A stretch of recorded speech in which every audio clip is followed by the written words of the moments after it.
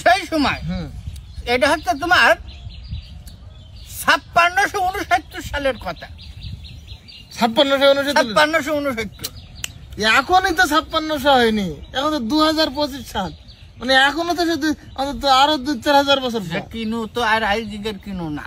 এইবার উনি সেই সময় আমাদের মানদাতুলার মাঠ, বলিব দুঃখের কথা কি বলিব আর, ঘড়ি ডিঙ্গা মাঠে ছিল মাছের কারবার, এক ছিল কাতলা মাছ আরো ছিল রুই, ঘড়ি ডিঙ্গার মাঠে ছিল আমার কত ভুই, বলি হাই হাই। কি শুরু করলি তুমি? না মানে ওই সময় আমাকে বহুত জমি জায়গা ছিল, তোমার দাদা বাইসি খেয়ে গেছে। দুনিয়া সবগুলির মুখে একই গল্প যে আমাকে এই ছিল ওই ছিল, ওই সময় গরিব কারা ছিল চাচা? ওই সময় গরিব ছিল না তো, মানুষ জমি বেশি কাজ করতো না সেই সময় লোক, জমি বেশি ভিটি বাড়ি ছাড়া আর কিছু। যাই হোক বাদ দাও, নাই শুয়া আরাম করছো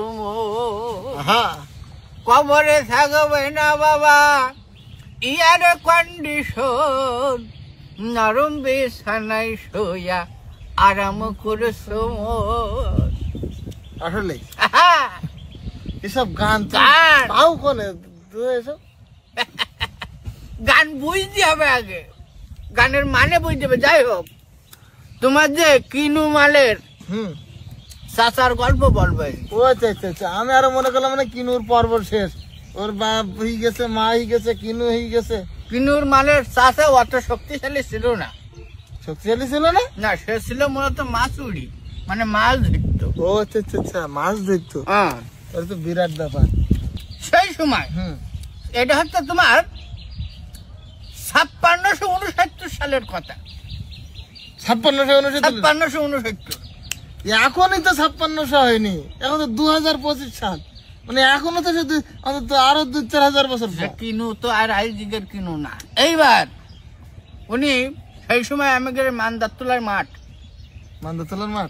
তোমরা আজকে আমার গল্প আমার শুরু করে দিছো? তুই এত দেরি করিস কেন? বাই বাই বাই বাই, আমি পান আনতে গেলাম আমার লোকের জন্য। এনো কথা কইনি।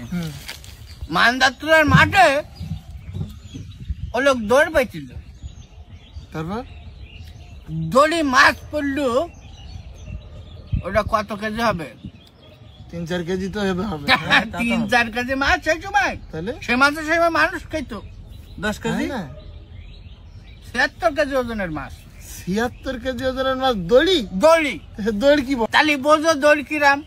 তাহলে সে দই কিরকম বড় নাকি? কেন মনে কর আমি টং আস না, ঘরে ঘরে টং থাকে, ওই 2-4 করে ফেলাই দিতে আমার যেমন মনে করো ছোটখাটো একটা বাড়ি।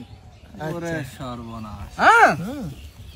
বাড়ি, ওই বাড়িতে পড়লো, ওটার নাম ছিল কাতলা না, তাহলে নাম ছিল আতলা। আতলা আবার কিরাম মাছ? সেই সময় কাতলা মাছের 3টি জাত ছিল। 3টি? কাতলা, আতলা আর পাতলা। পাতলা? পাতলা আবার কি? পাতলা এখন চিতল মাছ, চিতল হইস নাম। ও চিতল মাছ, মানে ফলুই ফলুই। আগে ওকে বলা হইতো পাতলা। আচ্ছা আচ্ছা, তাহলে পাতলা, আতলা আর কাতলা। কাতলা কাতলা তো আমরা দেখেছি। 76 কেজি ওজন। এইবার আতলা মাছ কোন? আতলা মাছ এখন আর দেখা যায় না তো, বড় বড় সাগরেও এখন আর দেখা যায় না। এরকম তো ওই আমাদের গড়িডেঙ্গার মাঠে ছিল। কি বলিব দুঃখের কথা কি বলিব আর, গড়িডেঙ্গা মাঠে ছিল মাছের কারবার, এক ছিল কাতলা মাছ আরো ছিল রুই, গড়িডেঙ্গার মাঠে ছিল আমার কত ভুই, বলি হাই হাই। কি শুরু করলি তুমি? না মানে ওই সময় আমাকে বহুত জমি জায়গা ছিল, তোমার দাদা বাইসি খেয়ে গেছে। দুনিয়া সবগুলির মুখে একই গল্প যে আমাকে এই ছিল ওই ছিল, ওই সময় গরিব কারা ছিল চাচা? ওই সময় গরিব ছিল না তো, মানুষ জমি বেশি কাজ করতো না সেই সময় লোক, জমি বেশি ভিটি বাড়ি ছাড়া আর কিছু।